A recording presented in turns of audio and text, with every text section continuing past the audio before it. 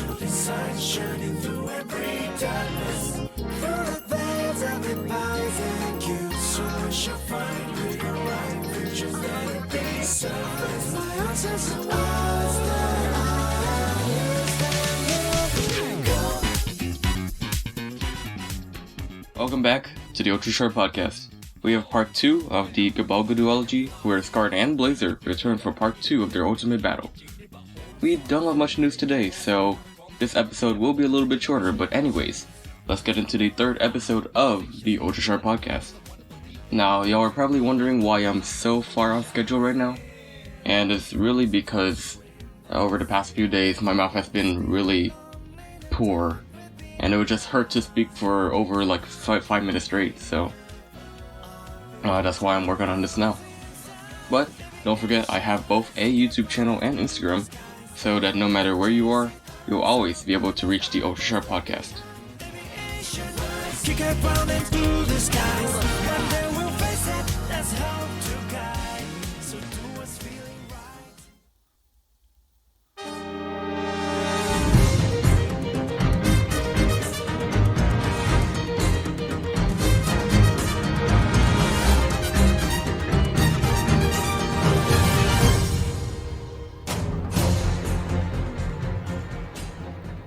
Episode 12, the end of the beginning. The final of the first arc, Let's Go Blazar, was a pretty well-rounded end to Gento and Blazar's primary conflict that we've seen in the past few episodes.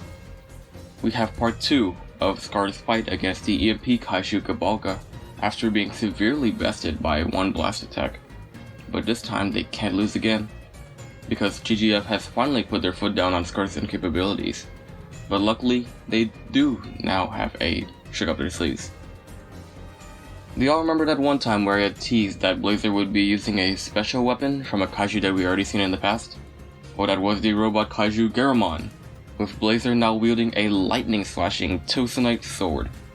Now, at first, everything that I saw for the first time, including the Godzilla -1 film a while back, or at least a trailer, I was a little bit hesitant to fully open my arms to the Tokusatsu blade, as I was sort of worried that it would return back to the toy-esque gimmicks of the New Generation Ultraman shows. I will admit, I still think that the LED light-up that appears on the sword is undoubtedly fake, but the actual switch that Blazar pulls for his special attacks is actually pretty well hidden in the design. Now, I can't really say the same for some things in past, like the Orb Trinity Blade, the X-Slugger. Those are pretty obviously toys. Could even refer to the Tri-Blade too, yeah. The Taiga Tri-Blade. But Blazar's gimmick toy is pretty well hidden in the plot. And although Blazar does end up coming to help by the end of it, we finally see that the Scar team finally has the Tokusatsu spear into Gabalga's EMP organ, with a pretty precise military plan filled with explosives and lures. I really like this type of military mumbo-jumbo that we see here, like how they had done it in Shin Godzilla 2 for their final operation to freeze the Big G. Gento's old team returns to fight alongside him, sort of like how they had the whole TPC army fight the Sphere army and Neomegas. But I didn't really feel very much resonance to the impact that they were going for in this scene because of how little they were really connected to him, or how little we were really connected to them. Sure, we did have the scared newbie and also Gento's co-man, but that's really as many as you could remember from who had distinguished themselves in the first episode. But of course, we cannot end today's review without talking about how Gento and Ultraman Blazar finally managed to redeem their bond after 3 episodes of conflict. Gento slamming the locker on Blazar, or his stone, as he has lost his trust in him, was a very powerful scene, as the camera also rumbled with the force as the locker door closed inside, and as I'm reading my script now it just seems like a basic high school analysis. But anyways, in parallel, the Blazar stone breaking out of the locker and the room to reunite with Gento was just as powerful as the scene. Wow, that is really basic high school analysis. I need to I'm not taking this out of the audio, but man. Oh yeah, let's just ignore that if we can. Out of the many of the episodes that we've seen before in Ultraman Blazar, this is one of their best uses of their soundtracks that I've ever heard. They reused the same soundtrack for Gento and Blazar's empowerment arc as when Gento had ordered himself to fight the Maga. And hearing Blazar's instrumental theme being used right before they transform is just absolutely amazing as well. Overall, I really love the climax of this episode and the two reuniting. One of the only few gripes that I have of the episode is that at first, it did not feel like a final battle of the arc. Mainly just because of how goofy Gabalga really is in nature. But I've already ignored that part just because of how cool the battles are. So it's not really a gripe, but it's just something that threw off the tone a little bit. Nothing much to say about the GGF nor Retsu, but we do see that Retsu foreshadows that Gabalga was indeed the second wave of something bigger. So if Bazanga was the first wave and Gabalga was only the second wave despite being so much more powerful, then what would this mean for more terrifying space kaiju that await to destroy humanity? That's more than enough for this episode, so let's go on to our daily Kaiju Mania. This one being more special than the usual.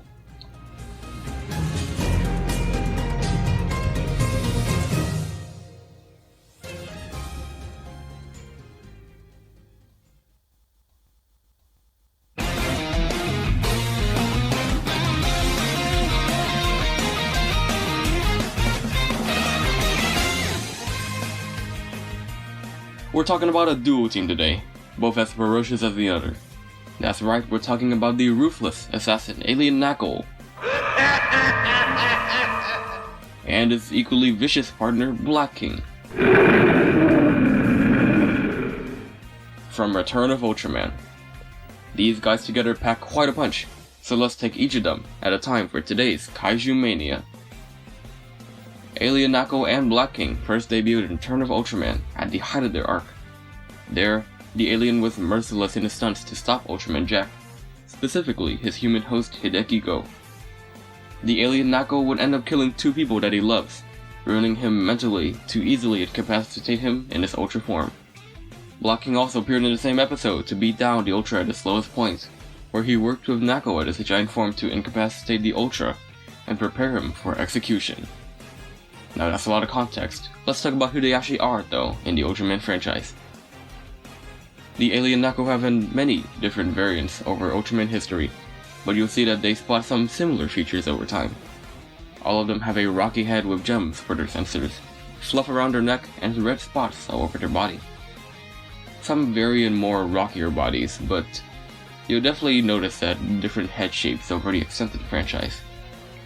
Alien Knuckles also have light energy powers from their classic eye beams to their more powerful hand beams, but they still wield physical prowesses to wrestle even the strongest Ultraman.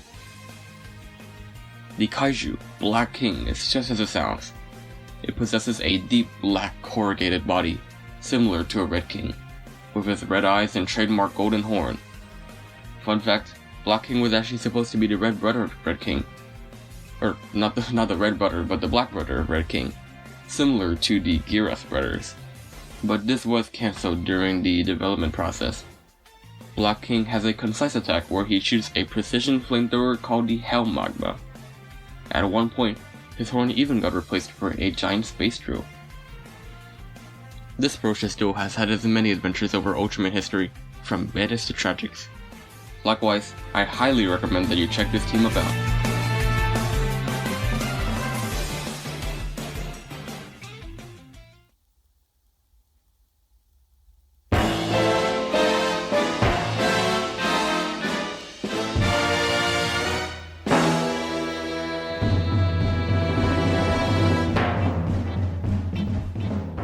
Now onto our final segment. We're back with Toku Talk, and I've got a special amount of news for us today. First off, it's November 1st in theaters nationwide around the US. Fathom Events is hosting a special stream service of the Godzilla 2000s movie. If you don't remember, this movie is the first of the Millennium series of the 2000s with the new, purple, spiky redesign of Godzilla.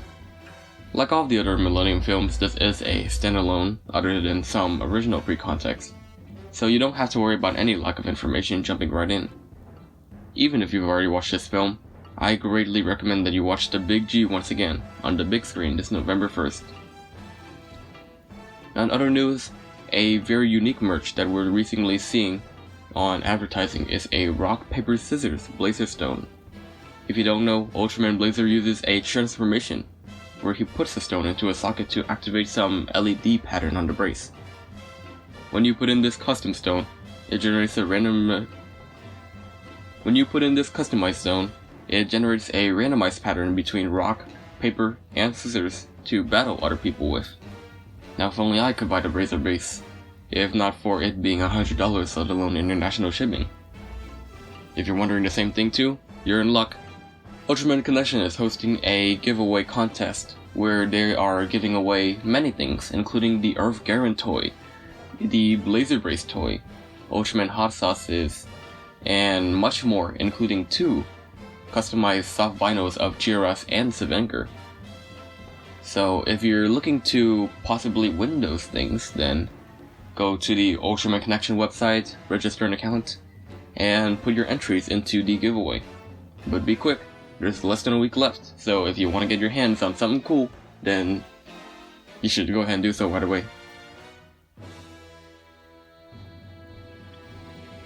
Late Tuesday, I had also just realized of a really big news for Ultraman's debut in New York once again. We had just been granted the entire itinerary for Ultraman's panels at New York Comic Con, where we get to see meet and greets with an unbelievable amount of characters from this event. And as I'm saying this, we're a little bit into the event already if I'm right, but oh well. We get to take photos with Ultraman, Ultra 7, Ultraman Blazar, and even the Mecha Kaiju Earth Garen. At the Tamashii Nation store in NYC, anybody can also take a photo with the one and only Ultraman for free, and one day only.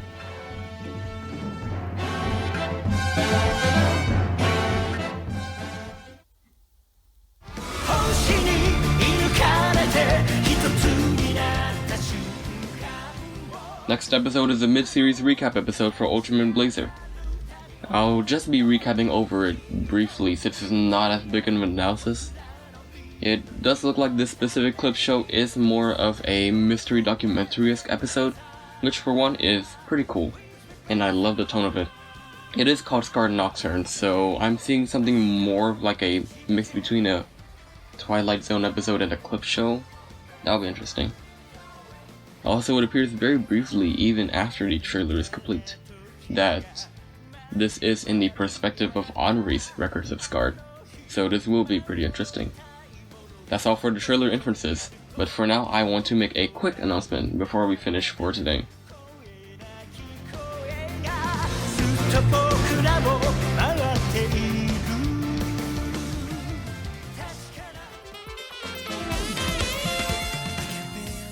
Next week's Ultra Sharp podcast episode will not be primarily focusing on the Ultraman Blazar episodes. Don't worry, we'll still be talking about it briefly, but it's not going to be the focus.